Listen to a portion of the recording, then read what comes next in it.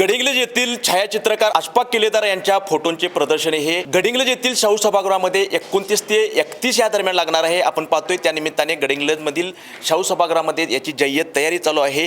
माझ्या मागे पाहू शकता इकडे सर्व जे अशफाक किल्लेदार यांनी जे फोटो काढलेले आहेत, अगदी 20 ते 22 वर्षापासून फोटो काढत आहेत आणि हे फोटो जे त्यांनी समयसूचकता देऊन हे टिपलेले जे फोटो आहेत, हे फोटो येथे या प्रदर्शनामध्ये लावलेले आहेत। वेगवेगळे टिपलेले छायाचित्र आता आपण पाहिली, तुम्ही उद्याच्या प्रदर्शनाच्या निमित्ताने मांडत आहात आणि खास करून LED फ्रेममध्ये हे फोटो मांडण्यात येणार आहेत आणि गडिंग्लज विभागामध्ये हे पहिलं प्रदर्शन आहे। तुम्हाला काय वाटते, तुमच्या या फोटोंचं प्रदर्शन उद्यापासून चालू होते? मी गेली 20-22 वर्ष या क्षेत्रात आता काम करतोय। या क्षेत्रात काम करत असताना फार चिकाटी वगैरे फार लागते। अचूक क्षण टिपण्यासाठी ते क्षण लागतात, वेळेवर संयम बाळगून त्या गोष्टी करावं लागतात। अजूनपर्यंत या गडिंग्लज विभागात अशा प्रकारचं वैयक्तिक प्रदर्शन कधी झालं नव्हतं। मी हे पहिल्यांदाच धाडस करतोय। एक सांगावंसं वाटतं की आमचे छायाचित्रकार BD सर यांचे आम्ही फोटो पाहत होतो पहिला।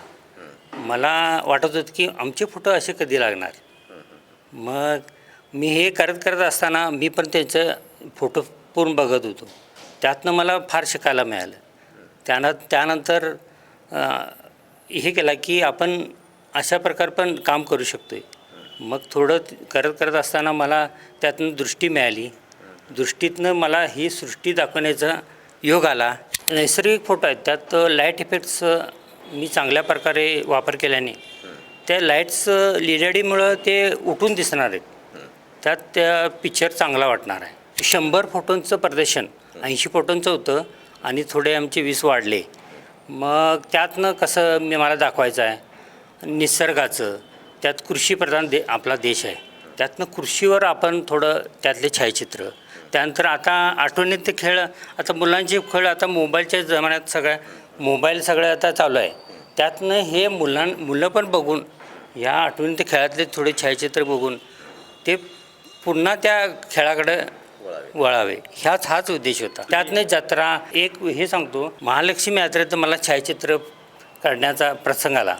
त्या प्रेसमुळंच मी हे करू शकलो। रात्रभर जागून मी वेगवेगळ्या प्रकारचे छायाचित्र घेतलेले आहेत। हलगीवाले वगैरे झोपलेला आहे, तो फोटो रात्रीचे किती वेळ झालेला त्यावेळी किंवा किती वाजलेली त्यावेळी? रात्री तिथं 3:30 वाजले होते। ते देवळाच्या खाली ते वाजवून झोपलेले होते।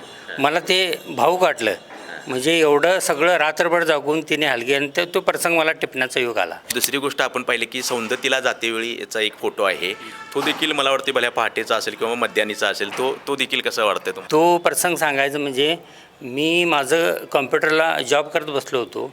त्यानंतर झोपण्यासाठी मी 1च्या दरम्यान गेलो। त्यातनं खिडकीतनं मला खळखळ आवाज आला।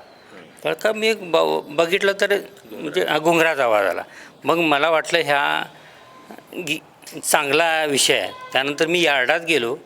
यार्डात गेल्यानंतर मला लाईट हे पहिल्यांदाच लागले होते गडिंग्लजचे। त्या लाईटचा इफेक्ट आणि ह्या बैलगाड्यांचा तो घटनाचा ह्या प्रदेशाला तुम्ही आवर्जून या, माझ्या दृष्टीतून सृष्टी दाखवण्याचा माझा हा प्रसंग होता।